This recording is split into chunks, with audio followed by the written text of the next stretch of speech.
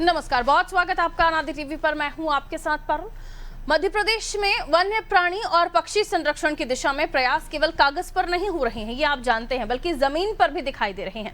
इसका जीता जागता उदाहरण है गिद्धों की संख्या में वृद्धि। संरक्षण के प्रयास के फलस्वरूप मध्य प्रदेश में अब एक दशक में गिद्धों की संख्या दोगुनी हो चुकी है और ये लगातार बढ़ रही है। प्रदेश में 14,000 से ज्यादा गिद्ध पाए गए हैं। गिद्ध प्रकृति का सफाई दूत है, मरे हुए जानवरों का मांस खाकर सफाई करते हैं। अब गिद्धों का संरक्षण भी किया जा रहा है, जिससे उनकी संख्या बढ़ गई है। आज गिद्ध संरक्षण पर चर्चा करेंगे। पहले देखिए ये रिपोर्ट।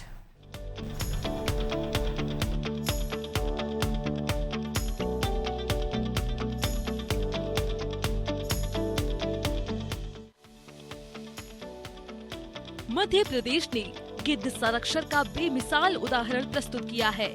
गिद्ध कभी विलुप्त होने की कगार पर थे। मध्य प्रदेश सहित देश भर में धरती के सफाई दूत की संख्या पूरी तरह घटती जा रही थी, लेकिन अब प्रदेश में इनकी संख्या लगातार बढ़ रही है। गिद्धों की संख्या 14,000 के पार पहुंच गई है। वन विभाग के सर्वे में ये आंकड़े सामने आए हैं। हालांकि रिपोर्ट फाइनल होने के बाद संख्या बढ़ सकती है। पिछली गणना में 12,981 गिद्ध मिले थे। पन्ना में लाल सिर और वन विहार नेशनल पार्क में सफेद पीठ वाले गिद्ध पाए गए हैं। पिछले 10 साल में इनकी संख्या दोगुनी हुई है। एमपी पहले से चीता, टाइगर, तेंदुआ स्टेट है। अब यहाँ गिद्धों की संख्या भी बढ़ गई है। इस बार 20 से 22 फरवरी तक हुए सर्वे में गिद्धों की करीब 7 प्रजाति पाई गई है। इनमें भारतीय गिद्ध, सिनेरियस गिद्ध, मिस्र गिद्ध और हिमालयन ग्रिफॉन जैसी प्रजातियां प्रमुख हैं। 23 फरवरी को मुख्यमंत्री डॉक्टर मोहन यादव ने रायसेन जिले के हलाली डैम क्षेत्र में लुप्तप्राय प्रजाति के 5 गिद्धों को प्राकृतिक वातावरण में छोड़ा था। इन पर उच्च तकनीक वाले GPS ट्रैकर लगाए गए हैं, जिससे वन विभाग इनकी निगरानी भी कर रहा है। देश में गिद्धों की गणना की शुरुआत वर्ष 2016 से की गई थी। प्रदेश में गिद्धों की कुल 7 प्रजातियां पाई जाती हैं। इसमें से 4 प्रजातियां स्थानीय एवं 3 प्रजाति प्रवासी है। गिद्धों की गणना के लिए शीत ऋतु का अंतिम समय सही रहता है। इस दौरान स्थानीय एवं प्रवासी गिद्धों की गणना आसानी से हो जाती है। वर्ष 2019 की गणना में गिद्धों की संख्या 8,397, वर्ष 2021 में 9,446, वर्ष 2024 में 10,845 और 2025 में 12,981 हो गई थी। इस बार हुई गणना में यह संख्या 14,000 से ज्यादा पहुंच सकती है। गिद्ध जल्दी अपना साथी या मैटिंग पेयर नहीं बनाते हैं। यह पक्षी असल में नर्वस किस्म का जीव है। गिद्ध साल में एक ही बार अंडे देते हैं। साइज में यह मुर्गी के अंडे से 3 गुना बड़े होते हैं। मई जून से अक्टूबर के दौरान मैटिंग सीजन और अंडे देने का समय होता है। अंडे से बच्चे जीवित निकलने का सक्सेस रेट 50% माना जाता है। यही वजह है कि आधे अंडे विकसित नहीं होते हैं। अंडे से 55 दिन में बच्चा निकलता है। 4 महीने बच्चा घोंसले में रहता है, फिर वह उड़ने के लिए तैयार हो जाता है। वर्ष 1990 से 92 में भारत में 4 करोड़ गिद्ध थे। साल दर साल ये संख्या कम होती गई। पशुओं को दर्द, सूजन आदि के दौरान डाइक्लोफेनाक दवा दी जाती है। इनके खाने के बाद मरने वाले पशु या जानवर का मांस गिद्ध खाते हैं। दवा के प्रभाव से गिद्धों की ज्यादा मौत हो जाती है। यह दवा प्रतिबंधित की गई है।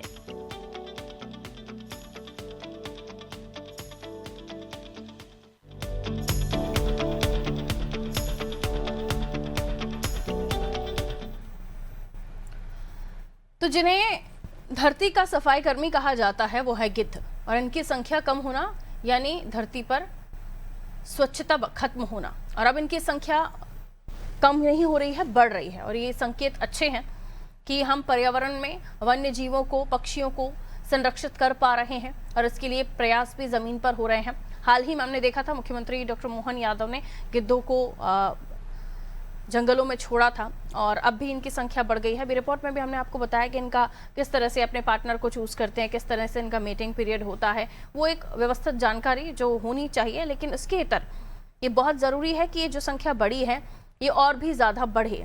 अभी ये, क्योंकि हमारी धरती कितनी बड़ी आप जानते हैं, और ख़ासकर हम अपने देश की बात करें तो ज़रूरी है कि इनकी संख्या ज़्यादा से ज़्यादा हो, ताकि जो व्यवस्थाएँ हैं पृथ्वी पर जो होनी चाहिए, हर इंसान, जो कहते हैं ना हम कि इको चेन है, ये जो हमारा पर्यावरण है, ये भी एक सिस्टम है।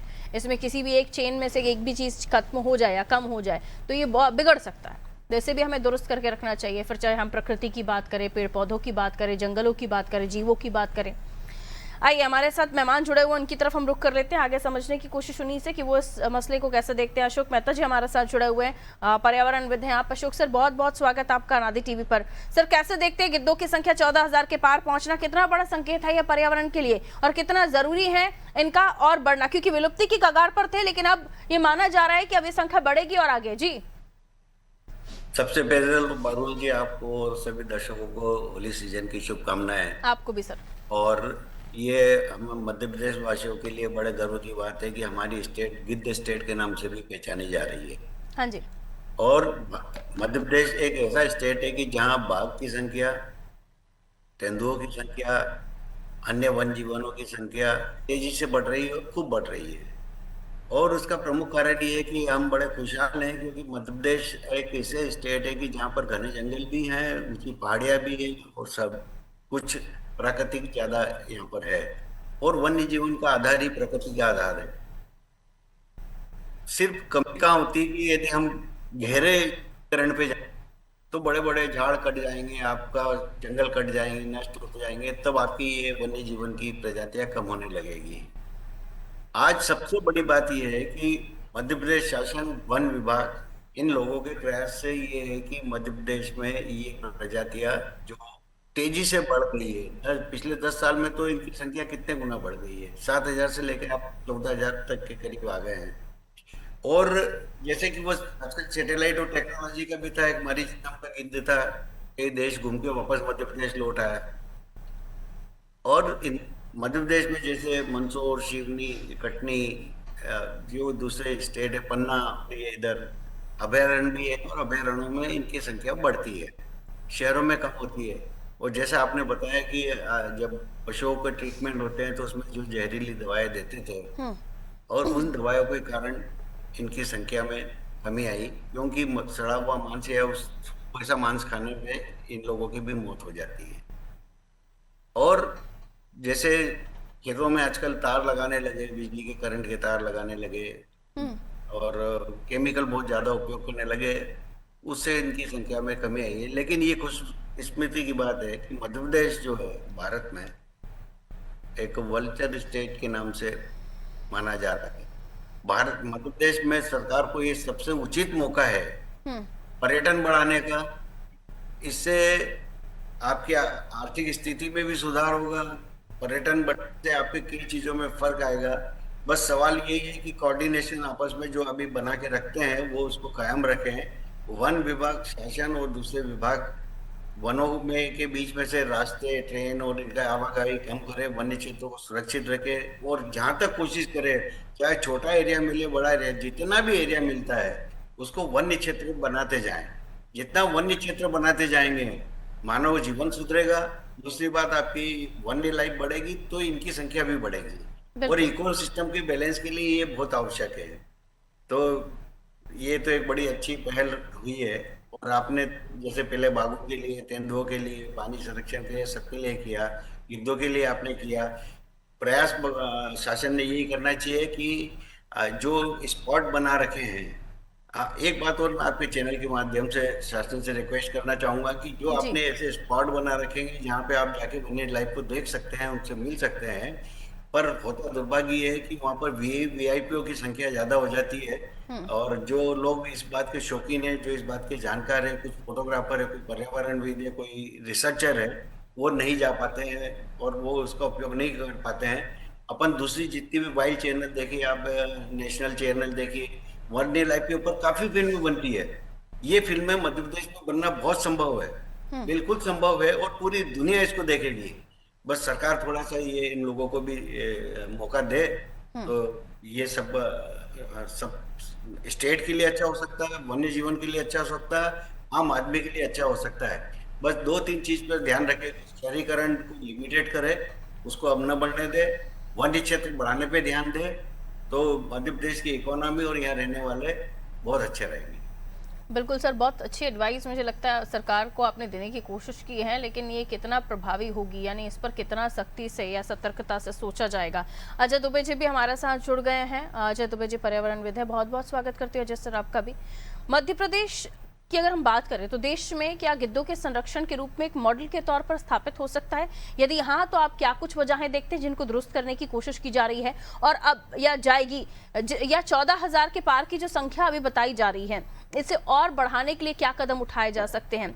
दूसरा, क्योंकि मृत्यु के जो कारण बताए जा रहे हैं, बेशक सर भी वो जिक्र कर रहे थे, उन पर पार कैसे पा पाएंगे? क्योंकि वहां हम जब देख रहे हैं कि जो दूध आपके घर आ रहा है वो भी कहीं ना कहीं जो पशुओं को वैक्सीन लगाए जाते हैं, इंजेक्शन लगाए जाते हैं, वो भी हमें उसका भी असर दिखता है और काफ़ी सारी चीज़ें जो अब ठीक नहीं है, तो वहां हम इनकी संख्या कैसे बढ़ते हुए देखेंगे? इसमें ये भी जोड़ लीजिएगा अजय सर, शायद सवाल ज़्यादा हो गए, लेकिन मैं चाह रही हूँ मैं एक ही बार में आपको अपनी सारी जो क्यूरियोसिटी है वो बोल दूँ। कह रहे हैं कि 1 साल में 1 अंडा देता है गिद्ध, तो ये फिर आबादी बढ़ेगी कैसे? इतने सारे तो हम ला नहीं सकते। नमस्कार पारुल। नमस्ते देखिए, जो दुर्लभ वन्य प्राणी हैं उनमें एक गिद्ध का भी दर्जा है और आप ये देख सकते हैं कि वल्चर की इम्पोर्टेंस उतनी ही है जितनी टाइगर की है, एलिफेंट की है, लेपर्ड्स की है जी। फॉरेस्ट डिपार्टमेंट वल्चर कैंप भी बना रखा है भोपाल में, जिसको सेंट्रल जू अथॉरिटी का असिस्टेंस है और अभी कुछ दिन पहले सीएम ने भी उनको भोपाल के हथाई खेड़ा डैम पे छोड़ा भी था, जो कैप्टिव ब्रीडिंग के जरिए हुए थे। मुद्दा ये भी देखना है कि इनके जो बढ़ती हुई संख्या है ये अच्छी बात है, इनको अब सुरक्षित रखना भी जिम्मेदारी है। इनको जो खतरा है वो निश्चित तौर पर पशुपालन विभाग के लिए चिंता का विषय है कि जो पशुओं को जो हानिकारक जो ट्रीटमेंट दिया जाता है केमिकल दूध बढ़ाने के लिए, वही पशु जब मारे जाते हैं और ये उनको खाते हैं गिद्ध, तो निश्चित तौर पर इनके लिए भी जानलेवा साबित होता है। तो मार्केट में वो दवा जो पशुपालन विभाग के प्रतिबंध के बावजूद बिक रही है, उसकी बिक्री पर रोकथाम हो, पशुपालन विभाग हो, वन विभाग हो, ये संयुक्त तो दल बना के छापेमार कार्रवाई करें।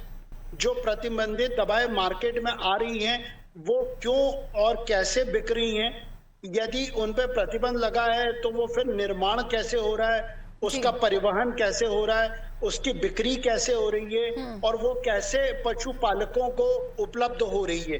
तो ये पूरा सिंडिकेट यदि हम देखते हैं तो ये कहीं ना कहीं न केवल वल्चर्स के लिए नुकसानदेह है, उनकी संख्या में गिरावट होती है हानिकारक केमिकल जो दवाओं के उपयोग से, बल्कि इंसानों के लिए भी जो भी उन गायों का दूध पी रहे हैं जिनमें ये केमिकल यूज किए जाते हैं, तो निश्चित तौर पर कहीं ना कहीं सरकारी अमले की लापरवाही है, कमी है कि वह कानून का जो कागजी प्रतिबंध है उसको अमल मौके पर फील्ड पे नहीं कर पा रहा है।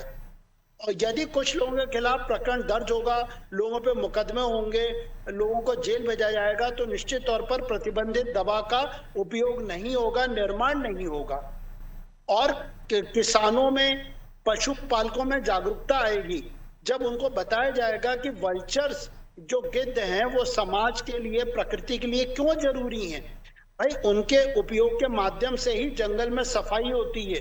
जो जंगल के मृत जीव होते हैं उनको वो लोग अपना फूड साइकिल में उसको खाते हैं, तो जंगल की सफाई होती है।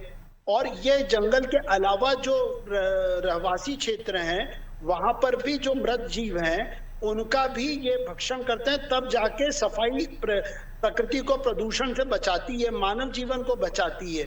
यदि ये आम नागरिकों को जिम्मेदारी पता चलेगी तो निश्चित तौर पर वो वल्चर्स को बढ़ाने में, बचाने में अपनी भूमिका अदा करेंगे। और जैसा आप कह रहे थे कि 1 साल में 1 अंडा देते हैं, तो निश्चित तौर पर ये प्रकृति का एक अपना संतुलन होता है जो उसका साइकिल है। लेकिन हम यदि वल्चर्स को संरक्षण देंगे तो उनकी संख्या जो घट गई थी वो अब बाहरी दबाव से खत्म नहीं होगी और धीरे धीरे बढ़ेगी, जो प्रकृति के लिए एसेट बनेगी, संपदा बनेगी। बिल्कुल।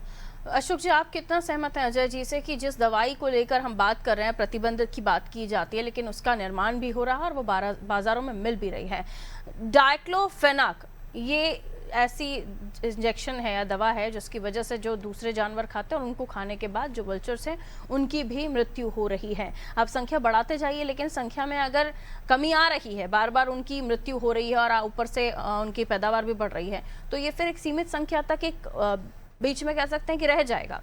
ये बढ़ेगा फिर बाद में वहीं का वहीं आ जाएगा, तो इसे बढ़ाने के लिए तो असल प्रयास करने चाहिए। जी, अजय जी ने बिल्कुल ठीक कहा है कि आप जो ये प्रतिबंधित दवाई बेचने वाले हैं, हाँ इस जी, पर आप सतत निगरानी रखो और कड़ी कार्रवाई भी करो।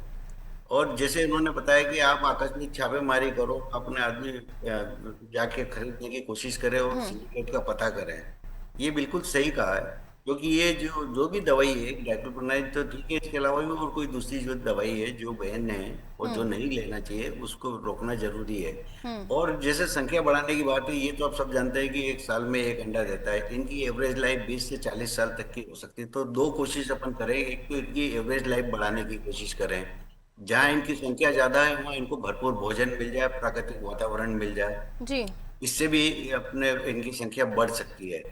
क्योंकि इनकी लाइफ यदि बढ़ेगी तो जनसंख्या भी बढ़ेगी। अपन ये प्रयास भी कर सकते हैं। तो आपने इनके जो नष्ट होने विलुप्त होने के कारण है उनको अपन ने दबा लेते हैं, इनकी लाइफ बढ़ाने के कारण को विचार कर लेते हैं, तो इनकी संख्या निश्चित रूप से बढ़ जाएगी। बड़े पेड़ बिल्कुल न काटे, चाहे शहर में हो या जंगलों में हो, बड़े पेड़ नहीं कटना चाहिए। बड़े पेड़ और ऊंचाई इनके प्रमुख आवास है, पहाड़ियाँ, ऊंची पहाड़ियाँ, बड़े पेड़ इनके प्रमुख आवास है, उनको आप सुरक्षित रखिए। बिल्कुल। लेकिन जिस तरह का दौर हम विकास का देख रहे हैं, टेक्नोलॉजी का देख रहे हैं, कितना आज के जो कंपैरिजन में हम वातावरण को देख रहे हैं या फिर डेवलपमेंट को देख रहे हैं, उस लिहाज से आपको लगता है कि ये सब मुमकिन हो पाएगा अशोक सर?